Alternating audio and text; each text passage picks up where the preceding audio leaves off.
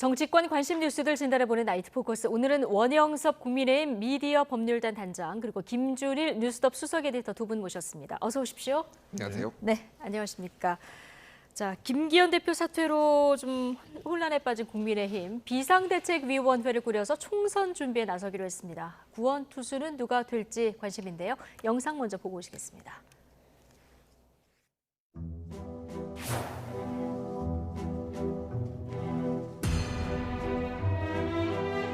비대위 체제로 빨리 지도 체제를 구성을 하는 게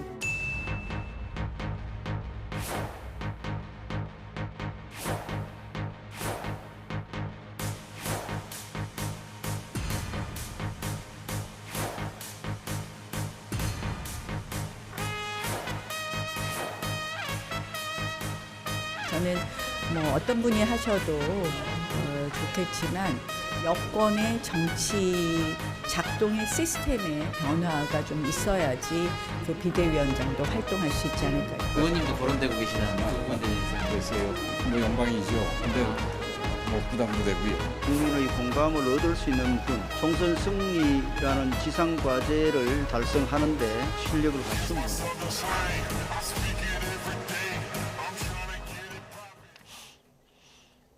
네, 자, 영상으로 보고 오셨는데요. 여러 가지 시나리오가 나왔었는데 오늘 최고위에서 결국 비대위 체제로 가겠다 이렇게 결론을 내린 거죠? 예, 그렇습니다.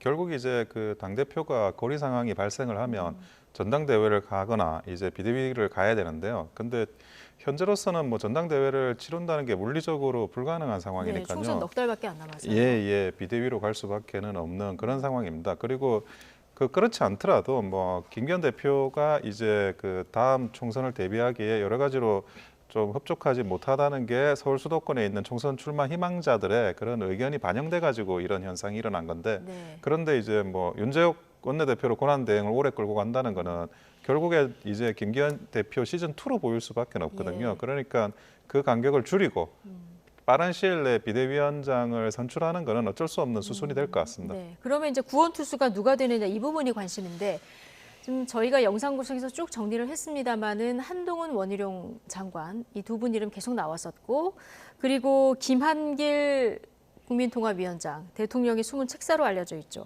이니원 전 혁신위원장 이름도 나오고요. 조금 전에 이제 중진 전현직 의원도 나왔는데 권영세, 나경원 지금까지는 이 정도 이름이 이제 거론되는 것 같은데요. 오늘 윤재욱 원내대표가 국민 공감과 총선 승리 능력을 최우선 그 인선 기준으로 삼겠다고 했거든요.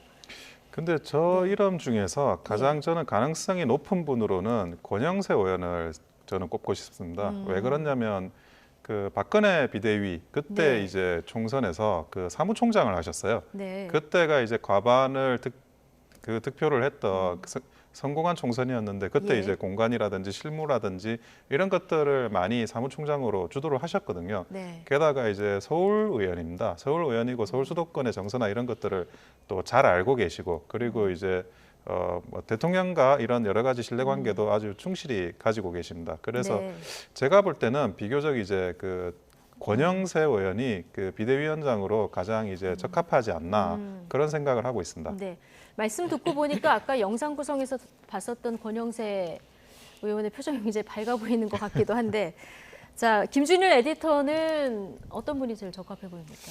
글쎄요, 뭐 어느 분이 적합한지는 잘 모르겠고 각 언급되는 인물들마다 좀 장단점이 있어요. 그렇죠. 예, 예. 그러니까 저는 한동훈 법무부 장관이 비대위원장 되는 가능성은 좀 낮게 보고 있습니다. 아, 그러니까 왜냐하면은 이게 어쨌든 정치를 해보신 분이 해야 되거든요. 이게 당이 비상 상황이고 본인이 어떤 판단력이 빨리빨리 서야 되고 그리고 그러려면은 일단 당무를 알아야 되고 사람들을 네. 알아야 돼요. 그래야지 이 사람의 장단점이 뭔지 이런 걸 하는데 지금 선대위원장 아니 그러니까 뭐 여기 비대위원장을 맡기는 거는 현실성이 떨어진다라고 보는 거가 맞을 것 같고 그리고 지금 나경원 의원 같은 경우에는 본인이 약간 거의 고사를 하다시피 했어요. 사실상 이게 당정 관계가 바로 서야지만 가능하다 이런 얘기를 했습니다. 권영세 장관 같은 경우에는 의원은 장점이 있습니다. 그리고 이제 좀 이게 썰이 돈 게 뭐냐면은 입각하신다. 이번에 불출마를 하고 용산에 자리를 내주고 총리 뭐 설 뭐 이런 얘기들이 있었는데 지금 당장 총리를 뭐 교체하거나 그럴 가능성이 없으니까 말씀하신 대로 비대위원장을 맡고 총선 끝나고 이를테면은 뭐 이제 한덕수 총리가 교체가 된다든지 하면서 예. 입각할 가능성이 그래서 시나리오 상으로도 대통령이 좀 신임하는 분이고 그러니까 지금 이거는 사실은 이게 뭐 국민의힘의 당원 당규상 이게 전국위원회에서 뽑게 돼 있거든요. 근데 전국위원회에서 정말 뽑을까요 이거를? 예, 그러니까 제가 그러니까 질문을 어디서 드리는 뽑을 겁니다. 거라고 보십니까? 예, 그냥 예. 용산에서 누가 제일 마음에 드느냐가 제일 중요하겠죠. 네. 지금 김기현 당대표도 사실상 용산에서 마음에 안 들어서 끌어내렸는데 그러면은 용산과 누가 제일 가까우면서 정무적으로 판단이 되느냐 뭐 이거를 보면 될 것 같은데 그래서 네. 저는 그 이제 뭐 단장님이 말씀하셨던 권영세 의원도 상당히 유력하고 최근에 뭐 인요한 혁신위원장 얘기가 조금 나오고는 네. 있어요. 여기에서는 이제 지금 뭐 약간의 비주류 이를테면은 뭐 안철수 의원, 뭐 하태경 네. 의원 이런 분들이 좀 밀고 있더라고요. 그래서 글쎄요, 저는 요거는 좀 시나리오가 조금 가능성이 좀 떨어질 것 같습니다. 떨어진다. 예, 그래서 권영세 아니면은 뭐 깜짝 카드로 김한길, 뭐 근데 김한길도 지금 내부 반발이 너무 심해서 오늘 허은하 예. 의원이 좀 비판을 했던데요. 허은하 의원도 그렇고 사실은 찐 보수들도 싫어해요. 야 우리가 지금 보수 정당인데 지금 대통령도 민주당에서 오고 보수 뿌리가 아니기 때문에. 보수의 뿌리가 아니다. 왜 이런 분들이 오냐. 그렇게 하면서 조금 거부감이 좀 있더라고요. 네. 그러니까 뭐 여러 가지 상황과 봤을 때 권영세 의원이 무난해 보인다. 사실은 예. 이 상황에 있어서 근데 뭐 얼마나 잘 하실지는 좀 봐야 될 것 같고요. 예. 예. 최근에 보폭도 넓어지고 그리고 뭐 여론조사에서도 수치가 많이 올라간 한동훈 법무부 장관 등용설도 계속 지금 나오고 있는 상황인데 앞서 이제 김준일 에디터가 얘기해 주신 정치 경험이 없다는 부분하고 그다음에 현직 법무부 장관이 여당의 비대위원장으로 직행하는 이 부분에 대해서 당내에서 좀 우려가 나오는 것 같은데요. 그러니까 잘할 수만 있으면 네. 얼마든지 한동훈 장관을 끌어올려 가지고 비대위원장을 맡기는 게 맞습니다. 근데 예. 잘할 수 있느냐의 문제거든요. 선대위원장 같은 경우에는 말을 하는 그런 직위예요. 그러니까 민주당하고 싸우거나 아니면 국민들께 어떤 호소를 가지고 그 홍보를 하거나 이런 게 이제 선대위원장의 자리라고 한다면 비대위원장은 결정을 하는 자리입니다. 계속 결정을 해줘야 돼요. 예. 그리고 선거철에는 그 결정이라는 게 거의 뭐 조사를 할 것도 없어요. 그냥 보고 바로 결정을 따다닥 해 나가야 되거든요. 정치적 경험이 굉장히 예, 절대적이다. 예. 그래서 예. 당무 경험이라는 게 필수적으로 요구가 됩니다. 그 다양한 이해관계를 가지고 있는 게 정당 내부 구성원들입니다. 예. 뭐 민주당도 마찬가지고 국민의힘도 마찬가지지만 그 대한민국이라는 나라를 축소시킨 게 정당이거든요. 그 네. 많은 사람들의 그런 이해관계, 상충되는 관계를 조율하고 때로는 결정을 해야 되는데 그것도 신속하게. 그거는 이제 그 어느 정도 정당 경험, 선거 경험, 당무 경험이 없이는 저는 불가능하다고 네. 보고 있습니다. 괜히 이제 한동훈 장관 같은 경우 이제 대선 주자로 어찌 보면 당에서 관리를 해야 되는 분이신데 이런 문제 가지고 어떤 본인한테 좀 오히려 타격이 될 수 있다. 타격이 되거나 그럴 게 굉장히 염려스럽고 그게 단순히 본인만의 타격이 아닌 총선 전체의 그 국민의힘 정당 전략에 대한 타격이 된다 그러면 그거는 뭐 본인으로서도 국민의힘으로서도 돌이킬 수 없는 결과가 될 수 있습니다. 그래서 저는 예. 뭐 절대 그 안 했으면 좋겠습니다. 안 했으면 좋겠다.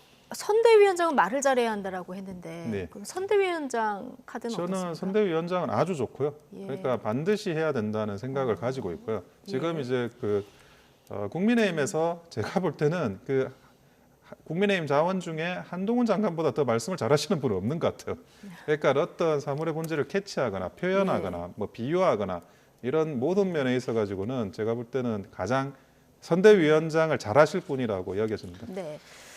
인요한 전 혁신위원장 이름도 이제 거론되고 그런데 가능성은 그렇게 크지 않다 이렇게 보셨는데 어쨌든 빈손 혁신이었다 이런 평가가 나왔었는데 결과적으로 장제원 의원, 김기현 대표 용퇴하지 않았습니까? 그래서 어느 정도 인적 쇄신을 이끌었다 이런 평가도 좀 나오는 것 같은데요. 그러니까 이제 두 가지 이유가 있는 것 네. 같아요. 하나는 그러니까 인요한 혁신위원장이 과거에 이제 영남 중진 용태론을 얘기를 했을 네. 때 본인이 이제 대통령의 뜻이 있다라고 얘기를 한 것처럼 했지만은 그동안 또 이제 이 무게 중심축이 김기현 대표 쪽으로 좀 쏠렸잖아요, 다시. 예. 근데 결과적으로 최후를 보니까 역시 인요한한테 있었다 이런 식의 이제 해석들이 나오는 거죠. 그러니까 결과적으로 보면은 그렇게 보니까 이제 인요한을 다시 중용해야 된다라는 거고 아까 말씀드렸듯이 당의 주류보다는 완전 친윤들보다는 약간의 외곽에 있는 분들이 더 선호를 하는 것 같아요. 그러니까 인요한이라는 캐릭터의 특수성 그리고 대통령하고의 뭐 관계도 중요하지만은 이게 외부에서 온 분들이 오히려 이렇게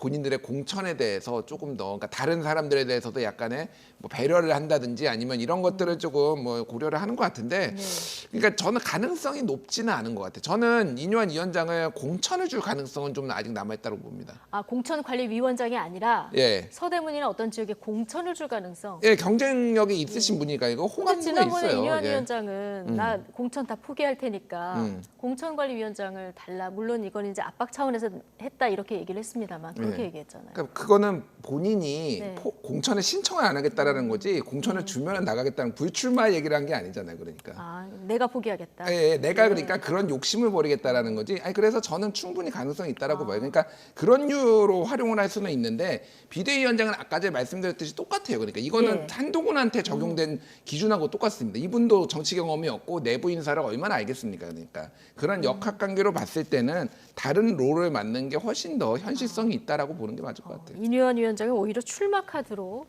쓸 수 있을 가능성이 있다 이렇게 보셨고 자, 오늘 준진 연석회의가 있었는데요. 여기서 수직적 당정 관계로는 안 된다 이런 얘기가 좀 나온 것 같고요. 오늘 나경원 전 의원도 지금 당정 관계 재정립이 전제돼야 비대위 구성도 효과적이다 이런 얘기를 했거든요. 자, 여기에 동의하는 지금 국민의힘 의원들 많습니까? 예, 그거는 뭐 누구라도 저는 동의를 할 거라고 생각을 해요. 네. 수직적 당정 관계라고 하는 게 뭐 말을 하면 굉장히 좀 복잡해 보이는데 한마디로 그 직언을 해야 된다는 거거든요. 네. 대통령께. 그게 정책이든 뭐 총선을 준비한다는 게 인물도 공천도 공천이지만 정책 문제도 있고 그 정책이라는 건 결국에는 여당이기 때문에 네. 그 행정부가 이 정책을 소화시킬 수 있어야만 비로소 이제 정식적인 그런 정책이 되지 않습니까? 그런 여러 가지 문제에 대해서 뭐 여론을 전달하는 거나 직언할 수 있느냐 이런 부분인데요.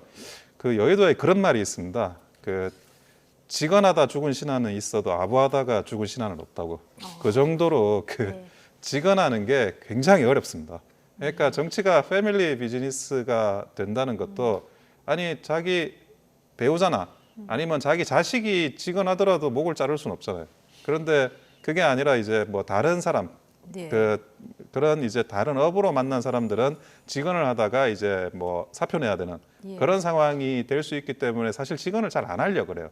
근데 이거는 뭐 대통령께서 뭐 어떤 뭐 문제가 있다기보다는 또 자기가 살기 위해서 직언을 지레짐작으로 안 하는 그런 많은 사람들이 또 존재하거든요. 예. 근데 그 기질적으로 직언을 하는 사람들이 있습니다. 그런 사람들이 이제 그 비대위원장이 되는 게 그런 수직적인 당정 관계를 해소하는데 필수적인 부분이라고 볼 수밖에 없고 예, 뭐 아까 권영세 의원이 가장 유력해 보인다라고 얘기하셨는데 그래도 이 조건에 해당한다고 이 보십니까? 여기 계신 분들 중에는 그나마 직언을 하실 수 있는 분이라고 제가 이제 생각이 드는 거예요. 왜냐하면 예. 본인이 대통령보다 연배시고 그리고 선배시고 그런 적이 있으셨기 때문에 네. 과거에도 이제 성공한 비대위 보면 박근혜 대통령이나 김종인 위원장이었는데 두 분 다 직언을 하시는 인격이시지 않습니까? 네, 그런 부분이기 때문에 저는 그런 게 필요하다라고 보고 있는 거예요. 알겠습니다.